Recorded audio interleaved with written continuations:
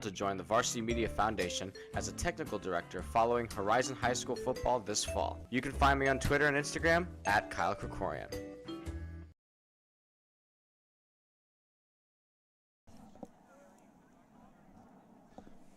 Good evening, ladies and gentlemen. We are here at Coulter Field for this College Club matchup, the final game of the regular season, fall season finale between the GCU Club team and the ASU Club soccer team. It is their second team. I'm Lorenzo Lopez here with Lucas Metzner here on the Varsity Sports Show. Lucas, how are we doing today? Doing great. It's a beautiful scenes out here tonight. Still quite warm. It's in the 70s. The turf is nice. It's beautiful. It's even. And I got a chance to speak with Coach Isaac Frent before the game of GCU Lopes, and he said that he wants to incorporate his midfield back into the attack. So I'm going to be excited to be watching that, see what the GCU midfielders are going to be doing tonight. Yeah, as Mr. Isaac Frent said tonight, it is a beautiful night for soccer here. As we have our referee crew getting ready to set up, and we have our center referee here is Hernan Pena, local guy here from Arizona, graduated from Copper Canyons High School, and I want to say in 2016, has been refereeing for quite a long time, has done very high-level competitive games, always puts a lot of effort into everything. He's a really good referee. I love the guy. I've worked with him plenty of times, and I'm really happy to see him here tonight. Absolutely. And just before we get going for kickoff, we're going to get to take a full look at my quick conversation with Coach Isaac Frent. Hi, guys. Lucas Metzner here with Coach Isaac Frent of GCU Men's Club Soccer Team. And tonight they are facing off against the Sun Devils. Coach, crosstown rivalry, does it mean anything more knowing the two campuses are so close? Yeah, it always does. We get the opportunity to play ASU 2-3 times a year, and it's always a good time. It's always got that rivalry to it. We definitely appreciate how close we are, yeah. Coach, what have you been working on in this last week's training sessions as ASU has won the last 3 of these contests? We've been working to rebuild our midfield back into the attack. Sometimes we get a little disconnected between our front line and our midfield line, so that was the big focus, at least this week, especially going into the attacking third. Any final thoughts for the big match? No, I'm just excited. I hope everyone gets to enjoy it. It's a lovely night to play some soccer, so absolutely. All right, for the Varsity Sports Show, I'm Lucas Metzner. Thank you, guys.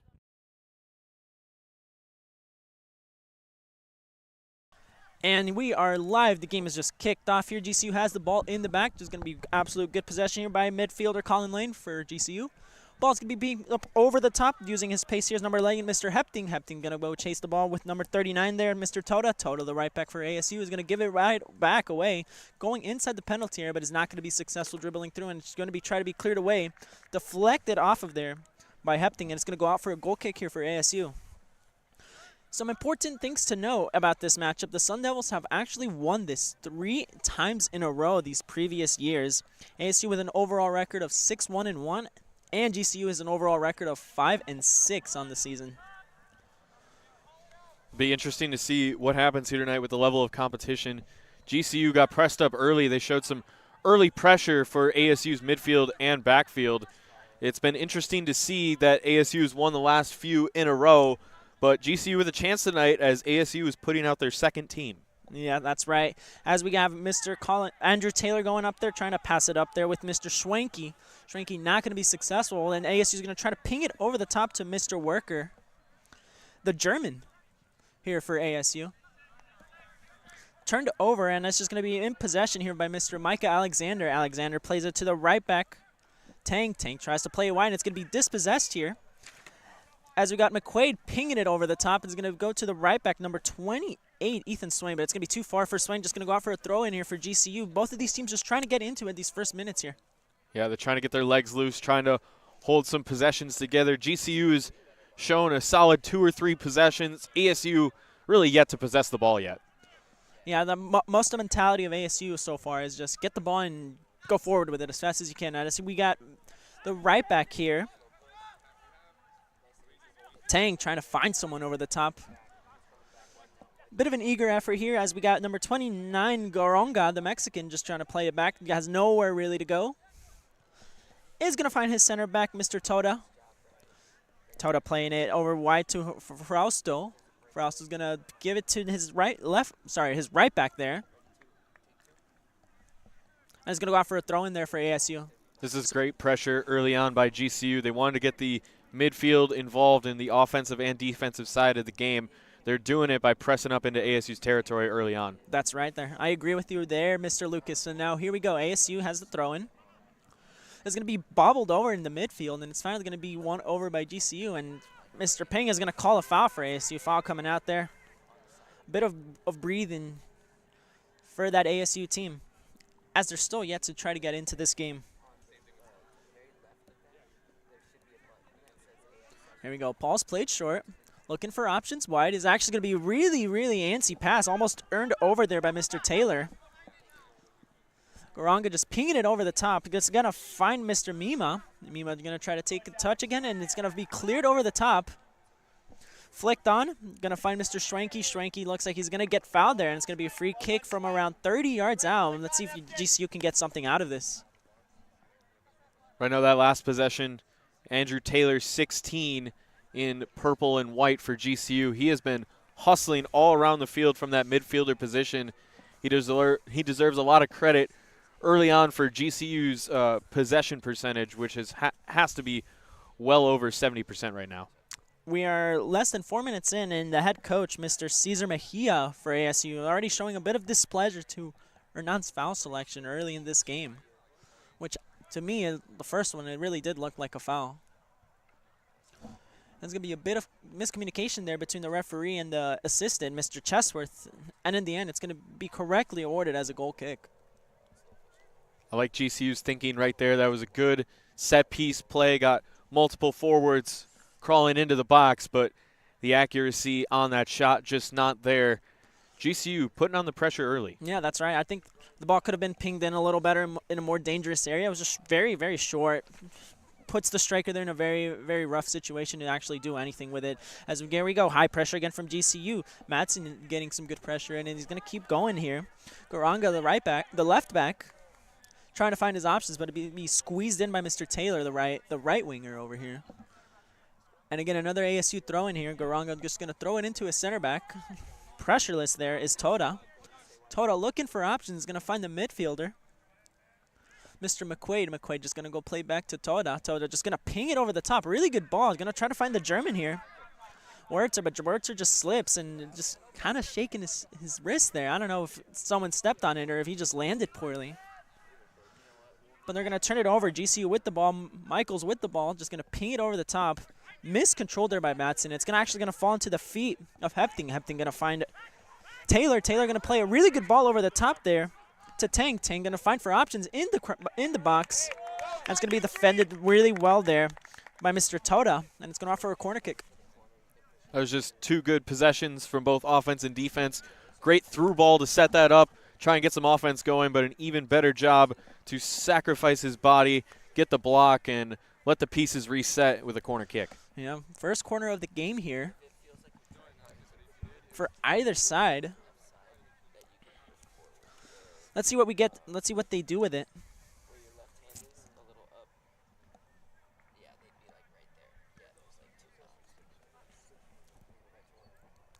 Here we go. Ball pinged in a very dangerous area. It's actually going to be just short. And going to be dealt with very easily by the ASU defense. It's actually going to offer a throw-in now. Throw-in's going to be taken very quickly. They try to play it quick yet again. Colin Lane with the cross. Just need a little more power on that. It was really, really easy ball for ASU to defend right there. I think GCU has been really testing the conditioning of this second unit. They know they're getting the second unit right now, trying to see how well they're conditioned. Been seeing GCU go quickly a lot and make this a battle of conditioning. There we go. Here we go. GCU with possession. Michael's looking for options, has nowhere to go. He's going to go the other way. Really good switch there. Be played back into the middle. Schwenke trying to distribute is actually going to turn it over to that ASU team. It's going to be pinged over the top to Frausto. Frausto is actually recently a freshman here at ASU. Actually played at the RSL Academy here in Arizona. Very, very good player for ASU. As GCU trying to possess there, misplayed there by Mr. Taylor. Ball bouncing there, just to throw in here for ASU. Gongora going to just throw it over the top to the German yet again. Looking for options there. Is going to find his teammate, Mr. Ramis. And here we go. ASU now trying to get something going here. Is going to play into the center mid. Mr. Rodriguez. Rodriguez looking for options. Is going to find his left back here. Mr. Gongora. Gongora going to ping it in. Really good, dangerous ball there. And it's actually going to be won there by Ramis. But Ramis, not enough power on that to be able to get a good shot on there. It's going to go comfortably into the hands of Tariq Thomas. Just saw ASU's first solid possession of the night. They did a good job of switching the field, trying to make something happen, but even better defense by GCU, just collapsing, letting nothing get in deep, and forcing a tough header at the end of that possession. There we go. Michaels pings it over the top, trying to find anyone, but nobody there to deal with it. That's just going to be comfortably given just to that ASU team. Kind of a waste there. Michaels trying to find someone, but his ball was absolutely to nobody there. As here we go, ASU now giving the ball over to Mr. Lane. Lane has the ball. Going to be fought there by Mr. Matson. Matson not going to be able to do anything, and it's actually going to go out there. Really good pressure there by Matson. Actually going to win the throw-in there for GCU. But it's also important to know, just because this is club soccer for college, doesn't mean that there aren't any ballers here playing. A lot of these guys actually could have probably committed and actually played at a decent school, maybe even D2 or even D1. But there's plenty of reasons why they didn't do it, so they have the leisure of playing college ball here for club, where there isn't much pressure. They can go out, have fun, and they can do their thing. And that's something I really like what they're doing here at the colleges here in Arizona. Collegiate sports at the varsity level are a lifestyle, complete lifestyle. It takes over your day from start to finish. Your entire day revolves around school and competing and training for your respective sport. The club athletes get more freedom that a normal student does, still take their classes, still have free time on the weekends, and still get to play the sport they love. It's great to be out here tonight, and we've definitely seen some talent on the field. That is absolutely right. Frausto with the ball, trying to get somewhere with it. Not going to be successful. Ten going to ping it in there. Very hard ball there for Schranke to control. Is just going to his dismay, not going to be able to do anything with it. And a very late hit there. Nothing's going to be called on the play. As Michaels has his hands up, wondering why Mr. Pinga did not make the call there. I honestly would have made that call. And he's got no risk there making it. No one's really going to say anything if he does. But there we go. Mr. Frausto winning the ball again. Trying to take control of that midfield. Going to be pinged over the top to Mr. Ramis. Ramis is actually going to be chasing it. Is actually going to go out. Really good defensive outing there by Mr. Tang. Tang going to throw it in right away. He's going to try to do something with it. Mr. Taylor, but Taylor's going to run out of space there. ASU throw in there. And Gongora is going to get that ball comfortably, look for options up front. That's going to go to Swain. Ball's going to go out, and it's actually going to go the other way there. As Taylor actually tried to deceive the referee, but in my opinion, it did look like it was an ASU ball. Good patience by the referee. Hold his arm up. Continue to make the call he made, and he got it right. And go Gongora looking for options. Going to chuck it over there to the German. Not the best of flicks there by Worker. That's going to be a GCU ball. Pinged over the ball to Tang.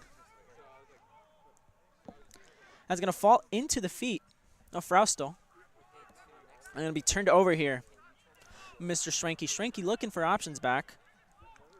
As GCU just going to try to comfortably control the ball there, look for options, and patiently go forward with the play, not trying to force anything. I think when they try to force opportunities and try to go as fast as they can forward is when they have the most turnovers.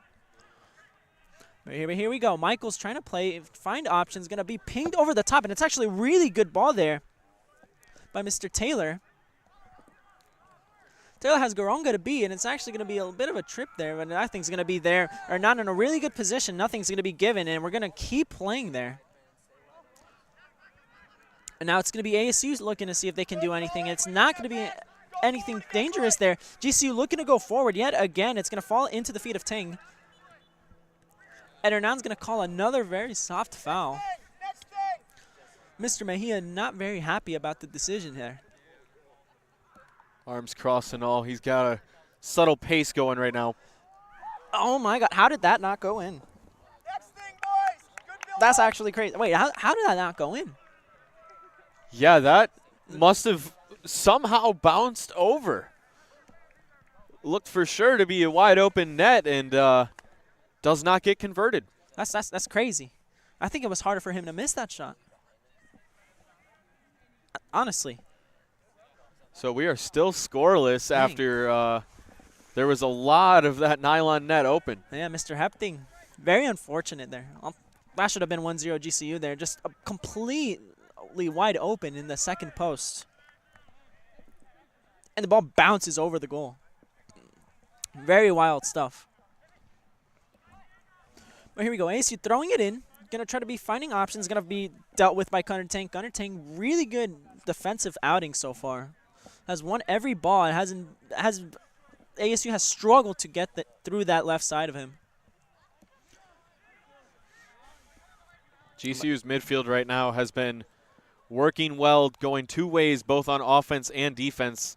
They have not allowed a lot of possession from ASU, and when they do, they're quick to shut it down. Yep, there you go. GCU again with the ball, trying to gain possession like they've been doing well this whole game. And looking to go forward right away yet again. It's going to be really good press there by ASU. And nothing's going to be given there as they give it right back, and it's going to be pinged over the top too by Lane. Lane looking to find his striker, Hepting, but it'll be too far for him to do anything with it. And here we go. ASU now has a decent position here. As we got Swain going forward, Swain trying to do something with it, but it's going to be comfortably in the hands of Tariq Thomas. Oh, I lied. I guess he let it go. It's a corner. He did hit it, though. He did have to work a little bit. First time of the night we've seen a save of any sort, and I think that is also our first shot on goal after we were shocked at what happened earlier. Yikes, man. I thought he had that easily. I was surprised when I saw the ball go out for a corner there. But here we go, the first corner here for ASU. Haven't really tested Mr. Thomas. But looking to see what they can do here. So here we go.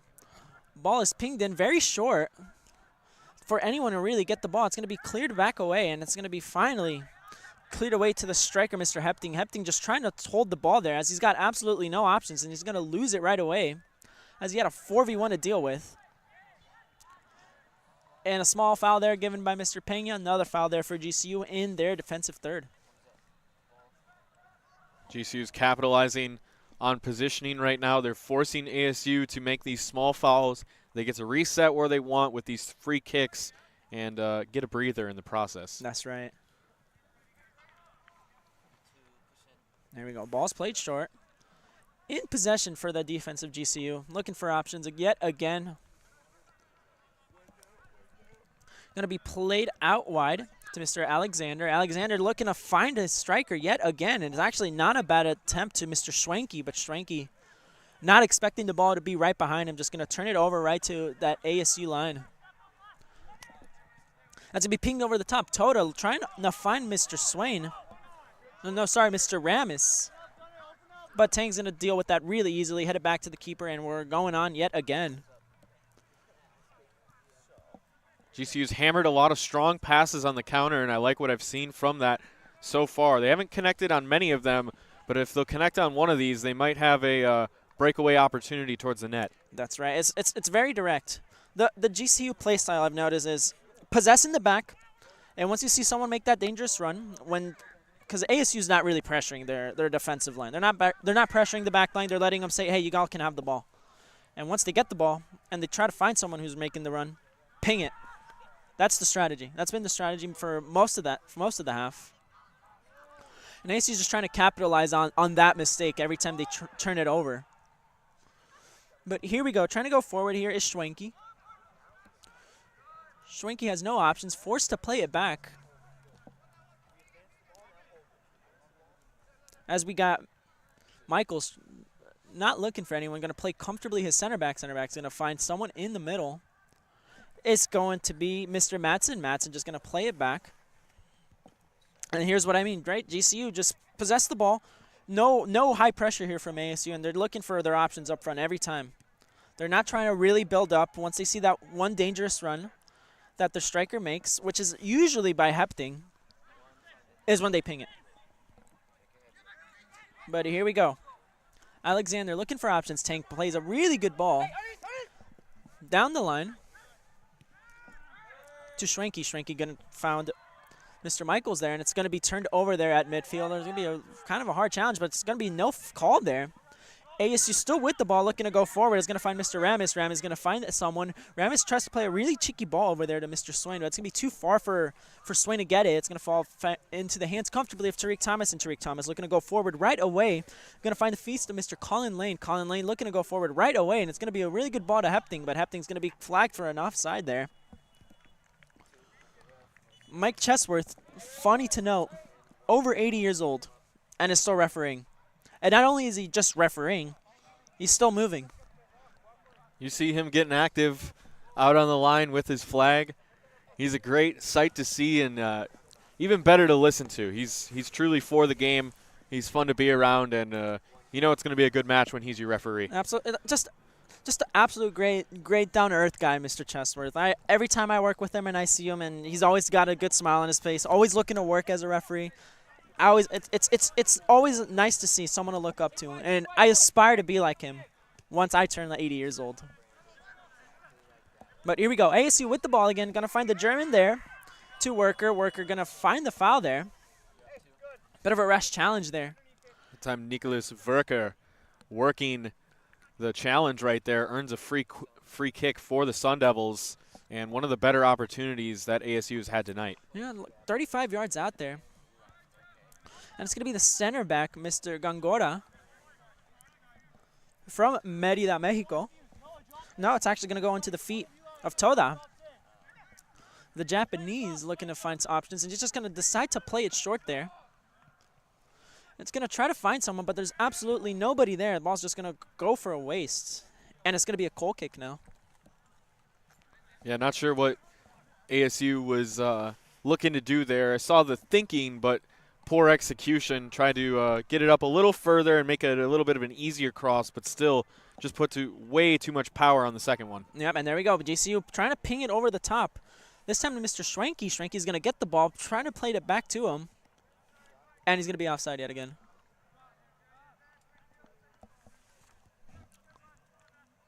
GCU getting quite aggressive on these runs, and they're looking for that perfect through ball to try and generate an opportunity. It's been almost working so far, but the last few tries have been offside. There you go. Toda playing it over there to his left back. And it's going to be a card there, the first yellow of the game for unsporting behavior, stopping a promising attack to Mr. Madsen. Looks like nobody complained about it. Everybody accepted that call. It's going to be a caution there by number 18, Mr. Madsen.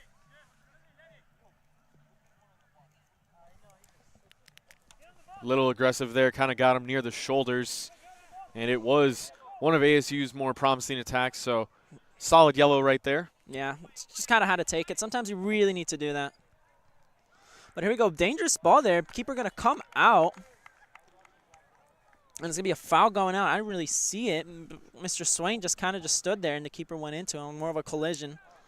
But it's an easy call. No one's complaining. We're just going to keep going on with the game, right? So here we go. GCU with the ball, and there it is. Ping the ball over the top has been the name of this game, and it's going to try to find the feet of Peterson, who just went into this game and is not going to be able to control that ball, trying to flick it over. But now ASU is going to have that ball there. It's going to fall into the feet of Frausto. Frausto into the feet of Toda. Toda looking to play and distribute the ball to Mr. Gangora. Gangora looking for options down the line. It's going to find Mr. Ramis. Ramis, really good cheeky nutmeg there. Ramis going to continue with the ball. Really good switch there. Unfortunately, defense did well to drop back. It's going to find the feet of Mr. Schwenke. Schwenke trying to play there into the feet of Peterson, but Peterson, not the hardest of shots, going to go into the hands of the keeper there. Looking to distribute yet again. It's just going to play it short there to Mr. Frausto. Frausto going to find it to his keeper. Keeper going to play it wide to Mr. Toda. Toda playing it to Gangora. Gangora going to try to find it down the line yet again to Mr. Ramis. Ramis not ready for it. The ball was just super short for him. Has no chance of getting it. As McQuaid gets pressured really hard there. He's going to force a turnover there. And here we go. GCU looking for options yet again. We're going to keep the ball in the back. Michael's going to play it to his left back. Left back, there it is. Ping it over the top, looking for options, and it's going to be intercepted there yet again by Gongora. I think the referee was playing the long game on that one, as when they got tangled up, that was GCU's Josh Madsen with Jonathan Ramis, and Madsen is the one who picked up that yellow. So I think the referee just giving him the benefit of the doubt. Don't want to call anything on anyone because that could have been a quick second yellow card and would have put GCU at a horrible disadvantage early. Well, maybe not a yellow. I think in that situation, when we're, not even halfway into this first half, it's a good opportunity to manage it instead of using your card. I mean, sometimes, yes, you have to give a card and you have no other way around it, but there's some times where you can get your way out of it and you can just talk to the player, and everybody accepts that, and we don't need to do anything else. But there are certain situations, like the first one we did have, where the guy completely pulls him down and stops the attack. You have to give the yellow. You can't manage your way out of that, if that makes sense, right? For sure. Yeah. So that's my 1-2 of refereeing there, as we got GCU with the ball. Try to find Peterson. Peterson trying to find someone, but no, not going to be successful, as we got ASU looking to counter, ping it over the top. Really good ball there to Ramis. Ramis looking for options there, going to find his German Schwenke. Schwenke dummies it. Is going to go into the feet of Gongora. Gongora going all the way up, waiting for options as he's covered really well and actually does well, beat the defender. Gongora with the cross into the head of Ramis, but just going to go out for a goal kick. Honestly, not a bad attempt there. Gongora doing really well to go up, beat the defender, and give a really good boss there to Ramis. Unfortunately, it was just a little too behind him, where Ramis had to adjust too much into that header, where just went over the bar. Really good chance there for ASU. Best Sun Devil attack we've seen all night. I really like the dummy play right there by Nicholas Verker, as he made it so his teammate was able to pick that one up.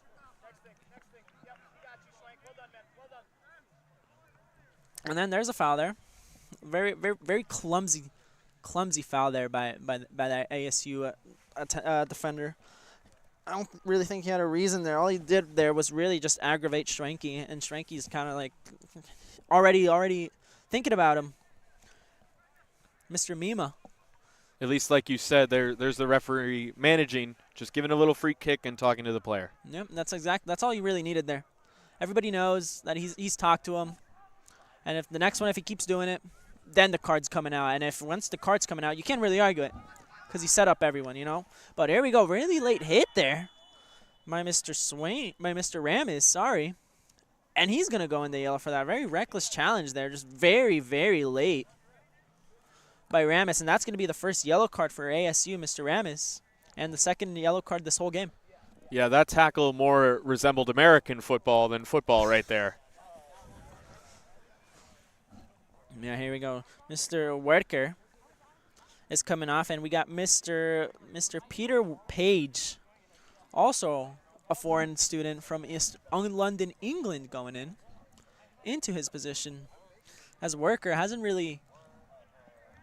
been kind of silent this game so far, right? Yeah, it has been a little quiet, but things can easily change. That's right there. As the ball's pinged in very dangerously, going to be dealt with really well by that ASU defense. And then after that, not going to be dealt with well. It's going to try to be pinged in again by Mr. Michaels.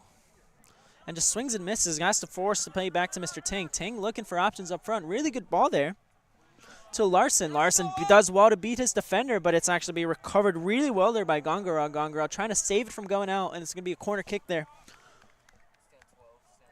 Really, really good run there by Larson. Does well to beat the defender, and good recovery there by the defender, Mr. Gongora. We've seen decent set pieces from GCU so far on free kicks. Let's see what they draw up for this corner kick. As we got Colin Michaels with the corner again. Let's see if this ball is a little more dangerous than the previous one.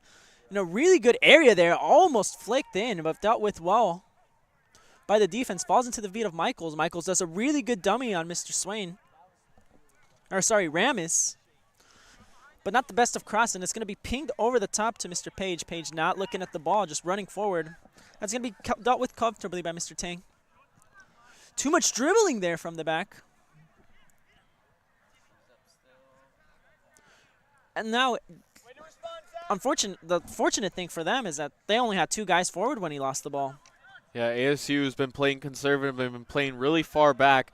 Haven't had the big numbers of attackers and midfielders converging together for solid attacks. Yeah, they're just letting them have the ball. I think that's the game plan. Just let GCU with the ball and deal with pressure as they make it, you know?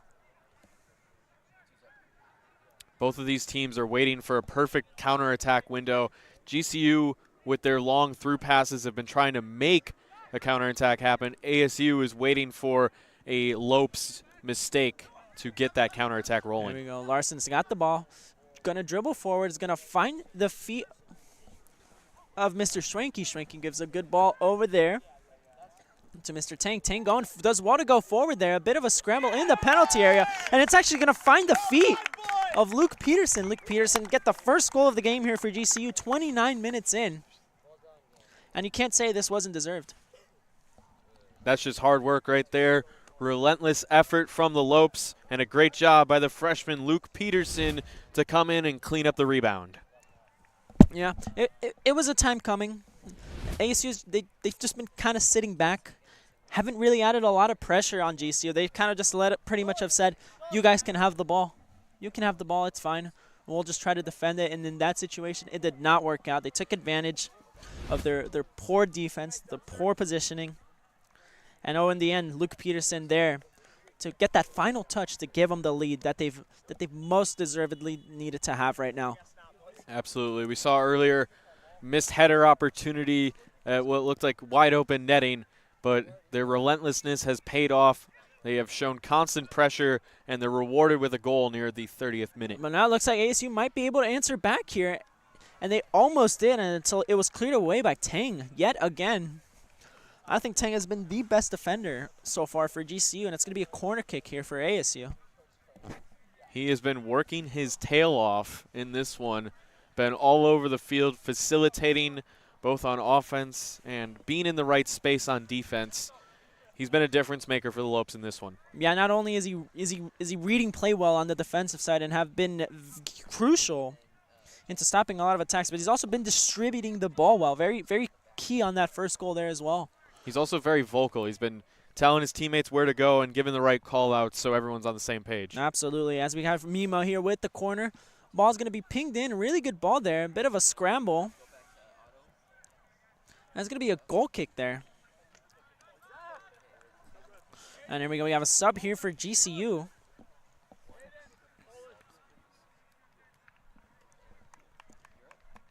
As we have Mr. Escobar and Mr. Caio Silvani going into this game. GCU has been kind of letting a trickle rotation, as I like to call it, come in. They have been subbing in 3 at a time, and that seems to be the formula that's working for them. Yeah, right now it's looking well. Kai also with 4 goals on the season alongside with Andrew Taylor here. Here we go. Throwing going to be taken in by ASU. Gongora with the ball, looking for options there at midfield. It's going to fall into the feet of Rodriguez. Rodriguez looking for options. Going to try to dribble. He's got 2 guys on him, and he's trying to beat him. He's not going to go anywhere right there. That's going to be comfortably taken away by GCU. Here we go. Matson looking for options. Going to find the feet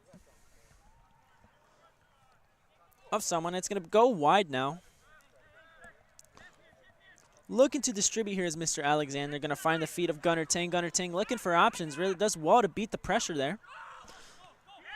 Escobar looking to play it back and is going to be pinged over the top to Alexander. Trying to find the goal scorer Peterson, but Peterson nowhere near. And it's actually going to be find back to Tang. And it's going to go back to Mr. Toda. Toda looking to distribute now. It's going to find the feet of McQuaid. And it's going to go back there to Toda. Toda looking for options, looking to find his teammates where to move, and it's going to go into the feet of Gongora. Gongora going to ping it over the top. It's not going to be able to find anyone. It's going to go comfortably into the feet of Alexander. Alexander looking for options yet again. High pressure here in a really, really rushed challenge. Referee's going to play advantage, but there's not really an advantage there. I'm surprised he didn't come back to that and award it at the end. And now ASU has a very promising chance, and it's going to be a really good save there by the goalkeeper as Page got there on goal 1v1. But as I was saying earlier, in midfield, it's not really an advantage when the GCU team just decides to go backwards with the ball in possession. A clear-cut advantage would be when you have like a 2v2 or even a 2v3 and you're going forward with the ball. And you actually can see the play develop. But in that situation, it's a lot easier to just call the foul, you know? Yeah. Save yourself a lot of grief. For sure. Little surprising move right there, but that's why it's so great to have you in the booth. Lorenzo, our refereeing expert, can take us into the mind of what the referees are or should be doing. Absolutely. And good challenge there by McQuaid. And it's going to try to be pressured there by Escobar. That's going to be a bit of a clump there. It's going to be try to be cleared away by Larson, but Larson not going to be successful and actually going to be their ball. Look at that. Rodriguez thinks it's their ball. He's going to try to get the ball, but unfortunately it's not going to work out for him, and GCU is just going to keep it. Tang has the ball. Tang is going to play it back to Alexander. Alexander just going to try to keep it in possession. Going to try to find Tang again. Tang not the best of passes there, but unfortunately it's just going to be poked out of bounds there for GCU. Tang has the throw in here. Tang gonna find Mr. Silvani. Silvani back to Tango, and it's not gonna be played out by Silvani. Now an ASU throw in here. There we go. Gongora gonna walk up a little bit, gonna try to find his teammate, which is Mima. Mima gonna be pressuring there.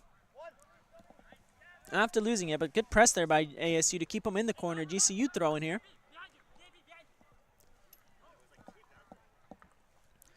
And here we go. There you go. Ping it over the top, like the usual.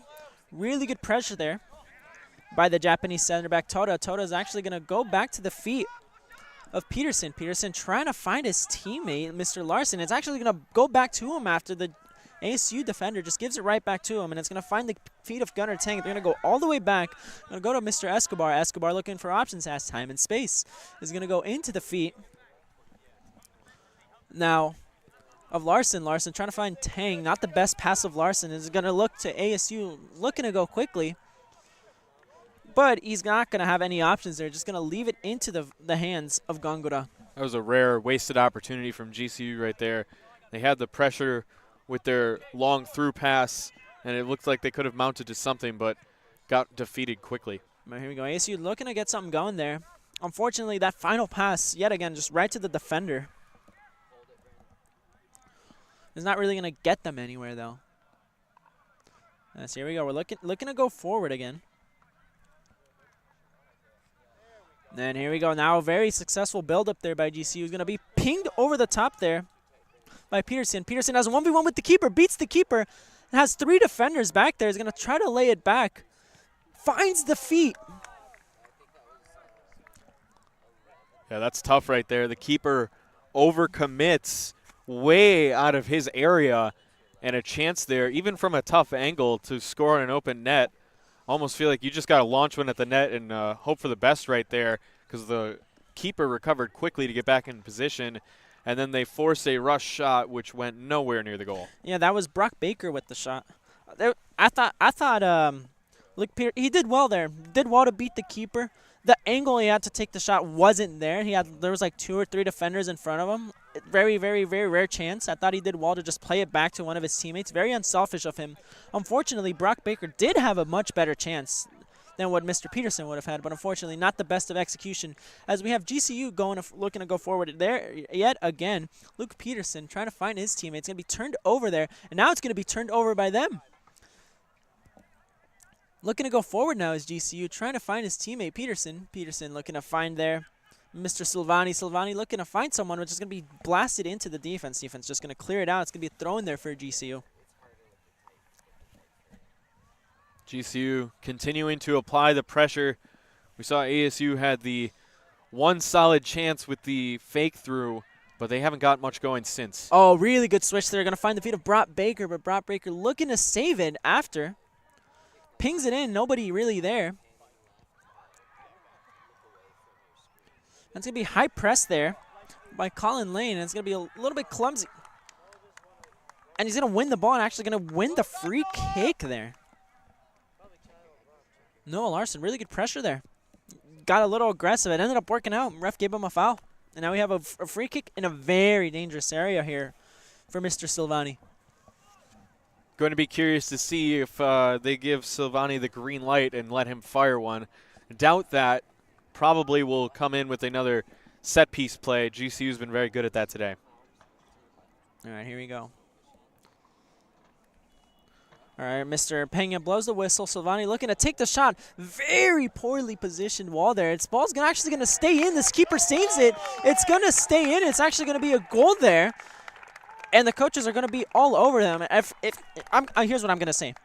If the coaches can tell from all the way over here that ball went out of bounds, they're lying. I can't tell from here. There's no way. I think Chesworth is actually in a good position, but it looks like the referees are going to be going to discuss this right here. Going to have a little conference. Bit of a confusion. I don't know if they're arguing that the ball went out of bounds or if there was an offside after the shot. As the coaches are all the way on the sideline, the coaches, they should not be anywhere near the referees. But as of now, it's 2-0 GCU. And it is going to be 2-0. Goal's going to stand. And there we go. There we go. Cesar Mejia just absolutely having it there.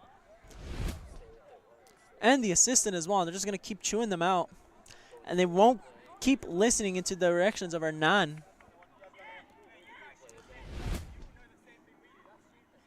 And it's 2-0 then. Well, it's a bit of confusion. And we got players talking. We got Peter Page from London talking to the coaching staff of GCU. This is confusing right now.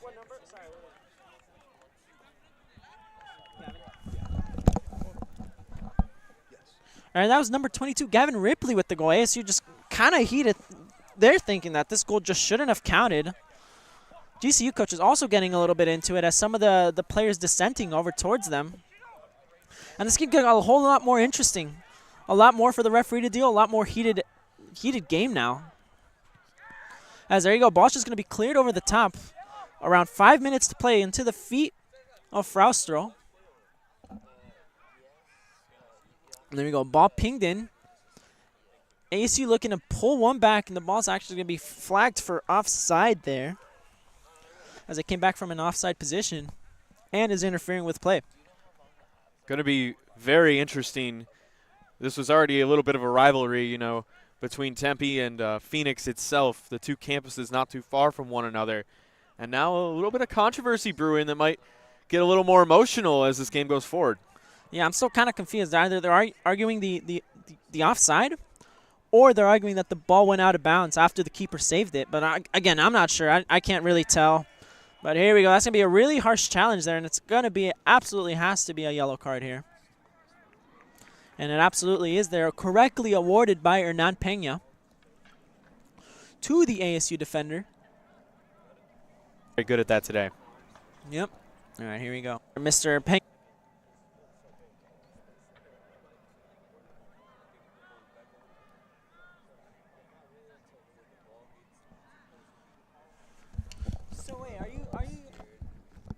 Very poorly positioned wall there. It's the ball went out, or was it offside? Because I don't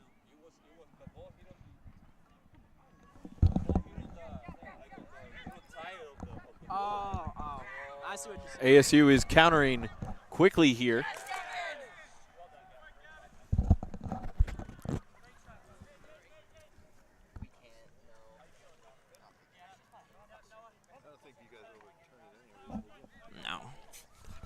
But here we go, ASU with the throw in here. There we go, a bit of a pull there. Just might as well just make the call there, make it easy for everyone there, none. Gongoro is going to have the free kick here. Just so you know, that was number 21, Mr. Rodriguez with the yellow card there. So now we're up to 3. Got a few handed out early here, a little surprising. 3 yellows first half. Tough task for the referee. Interested to see how the second half goes. Ball's going to be played short there by Toto. Toto has time and space to go forward. Might as well take that space. Toto looking for options now. Is going to find the feet there. of Mr. Page. Page nowhere really to go. He's going to be pinged away yet again. Finds the feet of Fraustro. Fraustro just looking to play it wide there. To the feet of Jayana. Jayana just going to find Fraustro wide. Going to look for Toda. Toda looking to find his left back now, Mr. Gongora. And he's going to instead look to go long there. Looking to see if they can do anything. Really good cut there. Unfortunately, everybody kind of forgot what the goal was. Just slams it wide. It's going to be a goal kick there. Yeah, another opportunity for ASU. They have had few of them tonight. And another really golden one. Great velocity on the shot, but the accuracy not so much, just completely to the left. You know, around 2 minutes left in this half, and we were talking to one of the assistants of the ASU coaching staff, and they were actually talking about how the ball actually may have hit the tire after the save and then have gone back into the field of play. Which, yeah, they have a point, but it's so hard to rule that and make that call from the angle the coaches are at. The coaches are on flat ground just as us. Yeah, I honestly, you can't really tell from here as we have Silvani looking to go forward. Finds the feet there of Mr. Escobar. Escobar looking to find Silvani. Silvani's going to be offside yet again. And is actually going to try to keep poking the ball away. And eventually does leave it there.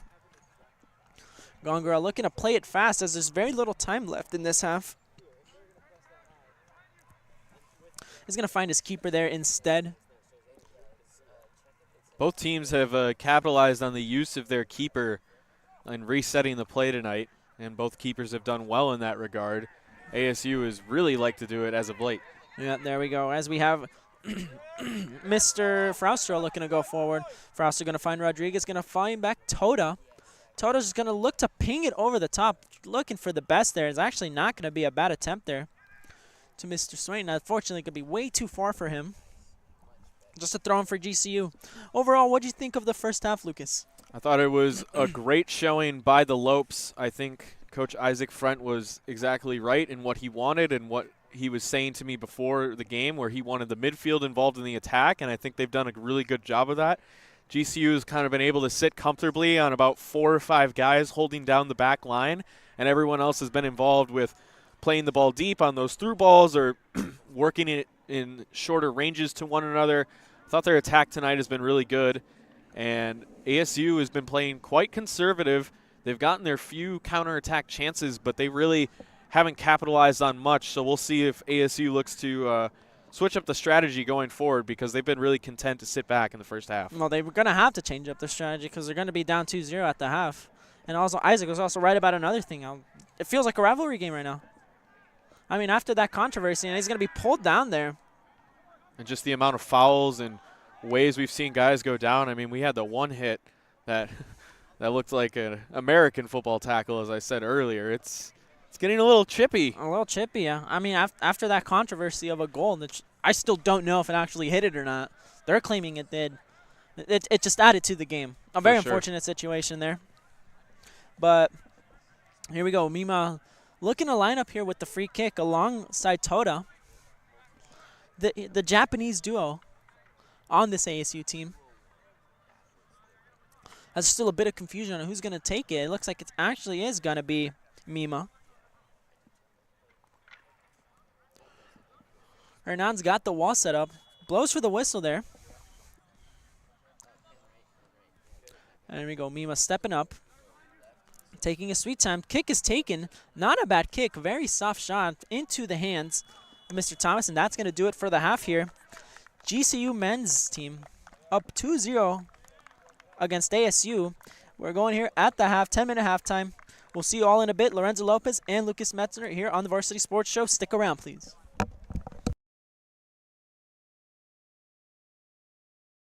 Hey guys, Vince here to talk about Angel Dentistry. It's where my wife and I have gone for over 10 years, and we trust them with our routine and extensive dental care because they care. Dr. Amber Angel is an Arizona native, born in the town of Miami, and has been practicing in the Valley over 20 years. For general to comprehensive dental services, call 602-788-2008. Located off of Cave Creek Road just north of the 101 in North Phoenix. Angel Dentistry, proud supporters of our young people and proud partners of the Varsity Sports. When you think of family restaurants and sports bars, think Bonfire. Bonfire is part of the Tempe landscape, supporting local schools. Join the Bonfire Booster Club Challenge. Mention Corona del Sol, Desert Vista, Marcos de Niza, Mountain Point, or Valley Christian, and that school's sports program will earn loyalty points. The winner after football season will earn a fundraiser at Bonfire. Come for the food and fun, support the community. Bonfire, open every day east of I-10 on Warner. Show your game ticket all day Friday and Saturday and get 15% off. 480-306-6801. Hi everyone, my name is Jackson Webster and I'm a senior at Arizona State University's Walter Cronkite School of Journalism and Mass Communication. This semester I will be joining Varsity Sports Show as a social media manager. I'm excited to promote and make engaging and informative content this semester. What's inside you? Unlocking the greatness inside you means digging deeper and going further than you can on your own. Banner Sports Medicine High Performance Center uses the latest technologies to train the athlete in all of us. Unlock the greatness inside of you. Hey everyone, my name is Jason Goldie from the Varsity Sports Show. I love sports and fell in love with sports broadcasting back in high school. I can't wait to bring you my unique perspective because I am on the autism spectrum and sometimes I view things a little differently. My name is Kyle Krikorian, and I'm a sophomore studying journalism at the Walter Cronkite School of Journalism and Mass Communication. I am thrilled to join the Varsity Media Foundation as a technical director following Horizon High School football this fall. You can find me on Twitter and Instagram at Kyle Krikorian. What's inside you? Is it strength? Is it speed? Is it knowledge of the game? Unlocking the greatness inside you means digging deeper, running faster, and going further than you can on your own. Banner Sports Medicine High Performance Center trains the athlete in all of us with technology, techniques, and hands-on experience customized to you. See what you're capable of by unlocking the greatness inside of you. Hey guys, Vince here to talk about Angel Dentistry. It's where my wife and I have gone for over 10 years, and we trust them with our routine and extensive dental care because they care. Dr. Amber Angel is an Arizona native, born in the town of Miami, and has been practicing in the Valley over 20 years. For general to comprehensive dental services, call 602-788-2008. Located off of Cave Creek Road just north of the 101 in North Phoenix. Angel Dentistry, proud supporters of our young people and proud partners of the Varsity Sports Show. When you think of family restaurants and sports bars, think Bonfire. Bonfire is part of the Tempe landscape, supporting local schools. Join the Bonfire Booster Club Challenge. Mention Corona del Sol, Desert Vista, Marcos de Niza, Mountain Point, or Valley Christian, and that school's sports program will earn loyalty points. The winner after football season will earn a fundraiser at Bonfire. Come for the food and fun, support the community. Bonfire, open every day east of I-10 on Warner. Show your game ticket all day Friday and Saturday and get 15% off. 480-306-6801. Hi everyone, my name is Jackson Webster and I'm a senior at Arizona State University's Walter Cronkite School of Journalism and Mass Communication. This semester I will be joining Varsity Sports Show as a social media manager. I'm excited to promote and make engaging and informative content this semester. What's inside you? Unlocking the greatness inside you means digging deeper and going further than you can on your own. Banner Sports Medicine High Performance Center uses the latest technologies to train the athlete in all of us. Unlock the greatness inside. Hey everyone, my name is Jason Goldie from the Varsity Sports Show. I love sports and fell in love with sports broadcasting back in high school. I can't wait to bring you my unique perspective because I am on the autism spectrum and sometimes I view things a little differently. My name is Kyle Krikorian, and I'm a sophomore studying journalism at the Walter Cronkite School of Journalism and Mass Communication. I am thrilled to join the Varsity Media Foundation as a technical director following Horizon High School football this fall. You can find me on Twitter and Instagram at Kyle Krikorian. What's inside you? Is it strength? Is it speed? Is it knowledge of the game? Unlocking the greatness inside you means digging deeper, running faster, and going further than you can on your own. Banner Sports Medicine High Performance Center trains the athlete in all of us with technology, techniques, and hands-on experience customized to you. See what you're capable of by unlocking the greatness inside of you.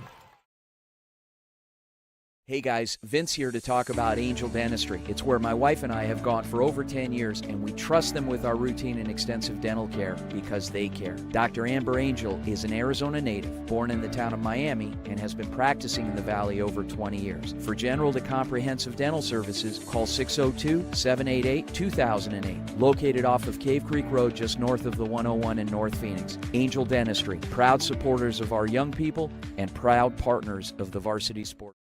When you think of family restaurants and sports bars, think Bonfire. Bonfire is part of the Tempe landscape, supporting local schools. Join the Bonfire Booster Club Challenge. Mention Corona del Sol, Desert Vista, Marcos de Niza, Mountain Point, or Valley Christian, and that school's sports program will earn loyalty points. The winner after football season will earn a fundraiser at Bonfire. Come for the food and fun, support the community. Bonfire, open every day east of I-10 on Warner. Show your game ticket all day Friday and Saturday and get 15% off. 480-306-6801. Hi everyone, my name is Jackson Webster and I'm a senior at Arizona State University's Walter Cronkite School of Journalism and Mass Communication. This semester, I will be joining Varsity Sports Show as the social media manager. I'm excited to promote and make engaging and informative content this semester. What's inside you? Unlocking the greatness inside you means digging deeper and going further than you can on your own. Banner Sports Medicine High Performance Center uses the latest technologies to train the athlete in all of us. Unlock the greatness inside of you. Hey everyone, my name is Jason Goldie from the Varsity Sports Show. I love sports and fell in love with sports broadcasting back in high school. I can't wait to bring you my unique perspective because I am on the autism spectrum and sometimes I view things a little differently. My name is Kyle Krikorian, and I'm a sophomore studying journalism at the Walter Cronkite School of Journalism and Mass Communication.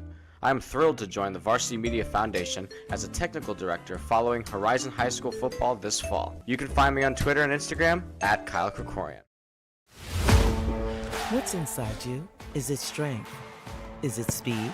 Is it knowledge of the game?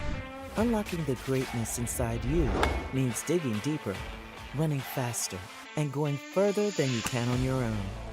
Banner Sports Medicine High Performance Center trains the athlete in all of us with technology, techniques, and hands-on experience customized to you. See what you're capable of by unlocking the greatness inside of you.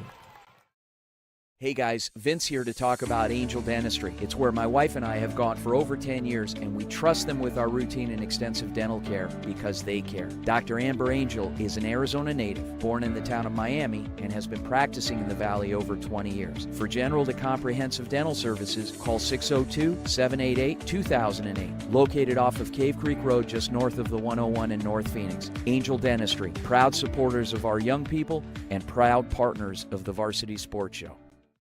When you think of family restaurants and sports bars, think Bonfire. Bonfire is part of the Tempe landscape, supporting local schools. Join the Bonfire Booster Club Challenge. Mention Corona del Sol, Desert Vista, Marcos de Niza, Mountain Point, or Valley Christian, and that school's sports program will earn loyalty points. The winner after football season will earn a fundraiser at Bonfire. Come for the food and fun, support the community. Bonfire, open every day east of I-10 on Warner. Show your game ticket all day Friday and Saturday and get 15% off. 480-306-6801.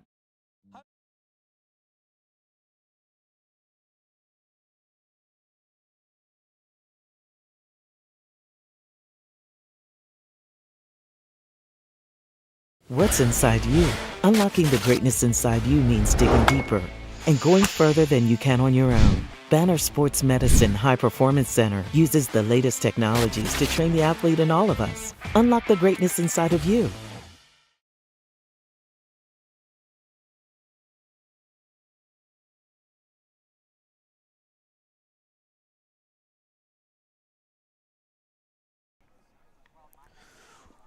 We welcome you back here to the College Club soccer game between GCU and the ASU second team. We are here at halftime, ready to start the second half. It is 2-0 GCU. Lucas, what are your thoughts on the game so far? I think we're having a nice night out here at Coulter Field, here in the heart of GCU's campus. Like I said before we went to break, GCU's pressure has been incredible, and it's the reason that they are up 2-0 right now. We're going to need to see a change of pace from ASU, who has been conservative in their approach and have really just been allowing GCU to possess and fall back. But now they find themselves down 2-0. They need more aggression. GCU is probably going to keep looking to capitalize on counterattacks. They're absolutely right there. A bit of an altercation there at halftime, which I thought was really funny. I'm not going to lie. But that's besides us now. As the second half is here underway. And here we go. ASU with the ball now. Here we go. ASU looking to go forward, trying to find the feet there of Al-Shure. Not going to be able to find anyone real there. And now GCU looking to go forward here. Ball's going to be played wide there. Into the feet of Baker. Baker looking to go forward. It's going to find Mr. Rodriguez. Rodriguez looking for options now. He's going to be losing the ball now. Ooh, into Schranky. Schranky does really well to win the ball there. And now we have Mr. Matson looking to distribute. It's going to find the feet of Alexander. Alexander looking to ping it over the top yet again. It's not going to really find anyone. Just going to go out for a throw in there for ASU. Only a minute in, and this is the most aggressive we've seen ASU all game. So they look like they have come out with a change of heart. We'll see if they execute. Let's see if they execute indeed, Lucas. Says not the best touches there. It's going to go right for a GCU throw-in now. And they're just going to play it from the back yet again. Played all the way back. Page looking to pressure. Just going to be played wide there. Not the best ball there by the keeper. The keeper's going to, fortunately, going to get that ball back. Really long touch there by the striker. Does well to read the play. Really sloppy ball there by the goalkeeper. Has to apologize for that. Now just looking to just dump the ball forward. Not trying to play it from the back now. Into the feet of Hepting. And now ASU looking to go forward here. As we got Mr. Swain. Swain looking for options inside the penalty area. Shouts for a penalty kick. Not going to be given. As Mr. Mejia was really pissed off about that. It goes really high there, Mr. Swain. But no foul on the play. And he's just going to let the ball go out. It's actually end up going to be staying in. It's going to be a big pull on the play. Actually, both players pulling there, but somebody given there for ASU. That's Colin Lane and Rosenbaum. Both pulling each other there. You and I talked about it at half, Lorenzo. These guys on the ASU bench are seething right now. They are not pleased with some of the calls that have not gone their way. And they finally get one, but we had a little bit of a stirring up at halftime. Yeah, big stir up there. Very entertaining, but yeah. They still haven't calmed down. The whole coaching staff at ASU, they're very pissed off. The team's very pissed off. They felt like they've been robbed, and now they're all going to let the frustration out on the other team and the referee. That's going to get dicey. Watch out, man. It will watch. I'm calling it. It will get a little dicey, but it adds to one thing. It adds to the rivalry feel, like we were saying. Like these crosstown rivals, they're feeling it right now. They are getting upset with one another. Absolutely there. And go Alexander looking to play it wide to Tang. Tang looking to fling it. But it's not going to work out. Going to find the feet of Toto. Toto just looking to play the keeper back. And here we go. Let's see if ASU can get something going here. Just looking to go forward and not going to be able to go do so. It's going to find the feet of Fraustro. Fraustro looking to find Toto. Toto has the ball. Plays the right back, Mr. Rosenbaum. Rosenbaum looking to look for options forward. Into the feet of Swain. Swain finds Rosenbaum again and looking to go with head-and-head to Mr. Lane. Lane commits yet another foul. There's going to be a free kick here for ASU. Rosenbaum just going to play it short to Rodriguez. Rodriguez just going to recycle it back to Mr. Fraustro. Fraustro just pings it over the top. It's actually been a really good ball there. Puts ASU in a good position, and then a ball pinged in yet again. Tries to find the head of Page, but is not going to be able to connect. And here we go. Rosenbaum just going to play it comfortably to Toda. Toda just going to ping it over the top. Not a bad idea. Unfortunately, nobody there to find the ball. It's just going to go into the hands of the goalkeeper there. Right now for the Sun Devils, Connor Rosenbaum has been working really hard and helping shift kind of the culture of what this game has been. Earned a tough free kick right there, and ASU is looking to be a little better off. And there's a PK there. Looks like the keeper made a really clumsy error. It also doesn't help how all the coaches were just completely yelling there, and it's PK is actually going to be given, but it looks like no one's really complaining about it. It looks obvious as day. As the goalkeeper knew, he completely messed it up there. Should not have came out there. Completely pushes the attacker. That's going to be a penalty kick here for ASU. Mr. Page is going to be taking it. Looking to pull one back really early in the second half is actually going to be huge here for ASU if they can take advantage of this. Page with the shot is going to come off the post. Let's go! Wake up, GCU! Let's see if they can score it. No, that was their chance. That was their chance, man. Unbelievable penalty kick. You have to have it right there, and you just hear the worst ping sound you possibly can imagine. Oh my God! If ASU wanted any chance to get back into that game, a penalty kick and a goal early in the second half was your answer. But if you can't take advantage of it, what can you do? Not much. I mean, you can't get mad at the referee for that. That's all on you guys. You finally earned your penalty kick. You got what you wanted. You worked hard enough to make the goalie make a mistake, and that's just a floundered opportunity right there. Yeah. Oh, you really hate to see it. Yeah, hate to see it. I would have liked to have seen them pull one back. I think the game would have gotten even higher up in intensity. As we have ASU with a throw-in in a very decent position. Launched in their high school method. Be a big toss-up on trying to see who gets the ball.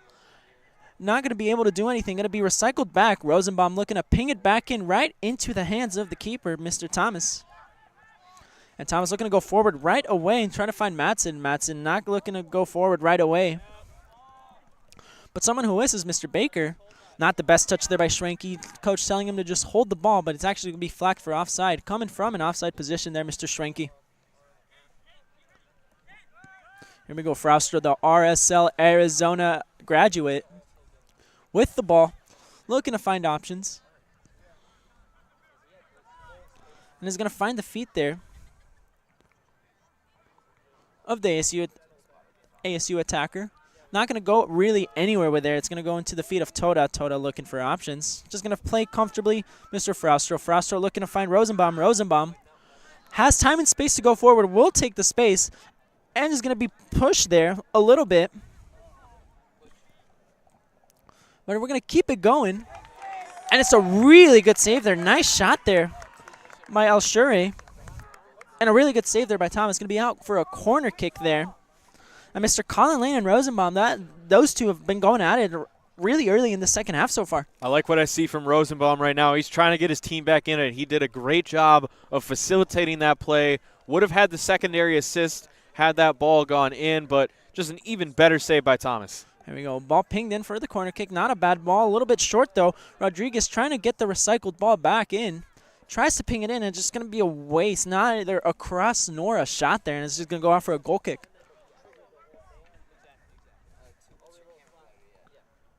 We heard Coach Isaac Frent yelling out earlier for his team to wake up, so we'll see if they answer the call here. Yeah, because right now they have good momentum going. And I really like how they started this second half. They completely changed their approach. They're like, you know what, we need to stop sitting back. We're down 2 goals. We need to actually go after them, take control of this game. And so far they're doing just that in the second half. They came out aggressive. They earned some hard-earned fouls and are showing a much better showing this half. And that's a really obvious foul. And now he's going to go in the book. And there's going to be absolutely no dissent from anyone about that. Very obvious yellow card. That's going to be the 4th of the game on the field.